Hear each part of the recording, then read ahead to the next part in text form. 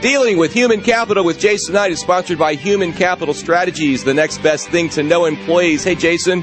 Hey, John. Hey, Tom. How you guys doing today? Good. We understand you want to talk about helping people select a firm to outsource their HR functions. What do we do? Absolutely. So again, an employer is highly penalized, non-compensated tax collector, and cure of all social ills. So how do you prevent having to deal with all that stuff?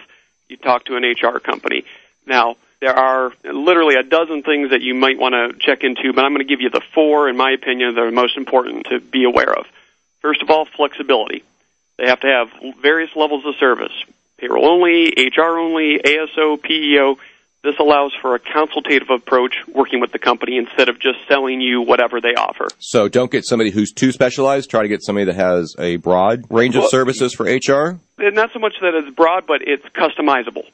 Number two, itemized invoicing. A lot of companies do what we call in the industry bundled billing. It's easy to hide fees. It's never good for the client. It's always better for the company. So get itemized invoicing. Do most HR firms have a monthly retainer they stick to, or is it kind of like working with your attorney where it's all by the minute? It depends on the type of relationship and the type of service that you're looking for. If it's just HR only and you're just getting some consultation there, it's probably going to be hourly. If you're working on a more comprehensive system like an ASO or PEO platform, then it's going to be typically all-inclusive.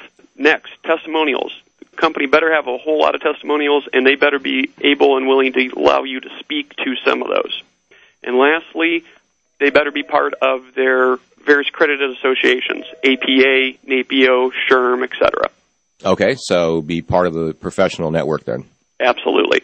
Right. Those are absolutely critical to evaluating a good HR outsourcing company. Now, in the past, Jason, we've talked about fees a little bit, and the obvious point that we've made is that if you get yourself in trouble on an HR issue, the fines and the fees can be absolutely astronomical, far outweighing any costs you may have incurred to retain an HR firm in the first place. But is there some general guideline of what a company should expect to pay? Is that done by per employee, or is it done by revenue size?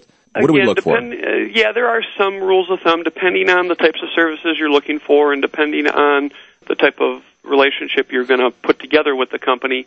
It could be a percentage of wages that are paid anywhere from 1 to 2.5%. It could be a dollar amount per employee, anywhere in the amount of $800 to $1,200 per year per employee, et cetera. So there's various ways to slice it and customize it for the client, and it goes back to customization. Great. All right. Thanks, Jason. Those are good guidelines. This Human Resources segment was brought to you by Human Capital Strategies. We do the things that employers don't like to do, don't know how to do, and oftentimes don't even know they're supposed to do.